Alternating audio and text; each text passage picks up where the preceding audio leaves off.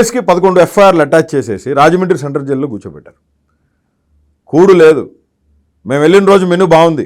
ఆ రోజు అప్పుడు దాకా ఖైదీలకి చంద్రబాబు నాయుడు గారిని ఏ బ్యారక్లో పెట్టారో అదే బ్యారక్లో పైన 11Fలో నన్ను పెట్టారు స్నేహాలో. మొత్తాన్ని వెకేట్ చేయించేశారు. ఒక్కడే నేను, నా ఎదురుగా రూమ్లో 2 కెమెరాలు. నేను ఏం చేస్తుంది, నేను పడుకుంది, నిద్రలేచింది మొత్తం రికార్డ్ కావాలంట వాళ్ళకి. ఆ రోజు మెనూ మారిపోయింది. ఏంటి, నూకల జావన్నం బంకలు సాగుతుంది. పొడి అన్నం కూడా కాదు, నూకలు అన్నం, బంకలు జావలాగా. అది బంక, ఒకలాంటి నీసు కంపు. కోడిగుడ్డు కనుక కొళ్ళిపోతే ఎలాంటి వాసన వస్తే అలాంటి వాసన. పచ్చి కూరగాయ ముక్కలు, ఉప్పు కారం, వేడి నీళ్ళు. 2 నెలలు నేను భోంచేలా. ఒక పూట పొద్దునే పొంగలు పెట్టేవాళ్ళు టిఫిన్, పొద్దున్నే నీళ్ళ పొంగలు, నీళ్ళ చట్నీ, అది తిని కడుపు కాల్చుకునేవాళ్ళం.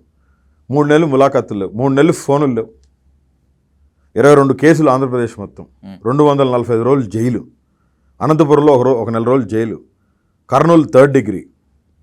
ఆ 3rd డిగ్రీ ఇచ్చే ముందు కస్టడీకి వెళ్ళేటప్పుడు నోటీసులు ఇవ్వాలి, నోటీసులు సర్వ్ చేయాలి కదా, యాజ్ పర్ ద కాన్స్టిట్యూషన్. నోటీసులు సర్వ్ చేయాలి. నా లీగల్ కౌన్సిల్కి చెప్పుకునే దానికి అవకాశం ఇలా జైల్లో. లోపల ఒక జైలర్ ఉన్నాడు, ఎగ్జిక్యూటివ్ జైలర్, ఆయన పేరు దుర్గా రమేష్. ఆయన డైరెక్ట్ చంద్రబాబు నాయుడు గారు పెట్టంట.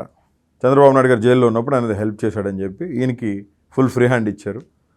ఆయన మా రూమ్లోకి వస్తాడు.